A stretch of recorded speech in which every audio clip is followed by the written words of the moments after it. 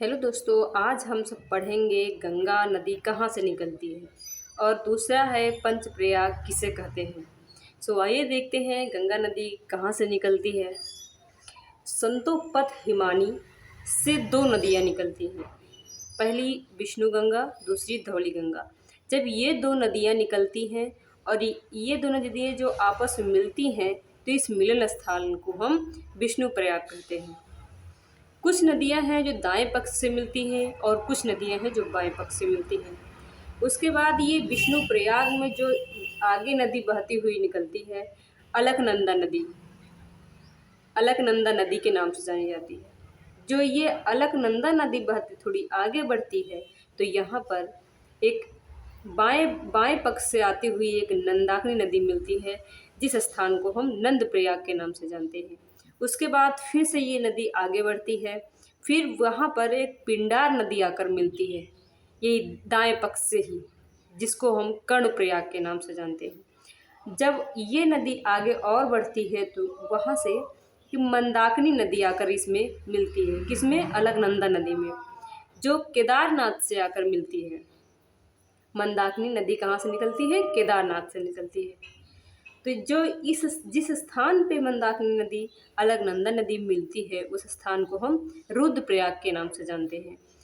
आगे जब ये नदी बहती हुई आगे बढ़ती है तो यहाँ पर एक बाएं पक्ष से ही अलकनंदा नदी आकर अलकनंदा नदी में ये भागीरथी नदी आकर मिलती है। भागीरथी नदी पे एक सहायक नदी और है, जिसको हम भिलांगना नदी के नाम से जानते हैं।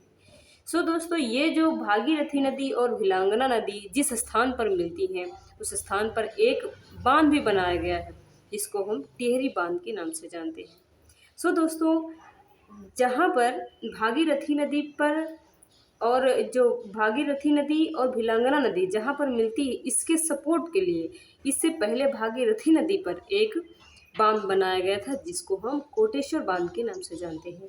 दोस्तों, जब ये दोनों नदियाँ आकर इसमें मिलती हैं, किसमें? अलकनंदा नदी में मिलती हैं। जिस स्थान पर मिलती हैं उस स्थान को हम देवप्रयाग के नाम से जानते हैं। दोस्तों, जब ये नदी अगर बहती हुई आगे बढ़ती है तो ये माँ गंगा के रूप में आगे बढ़ती है।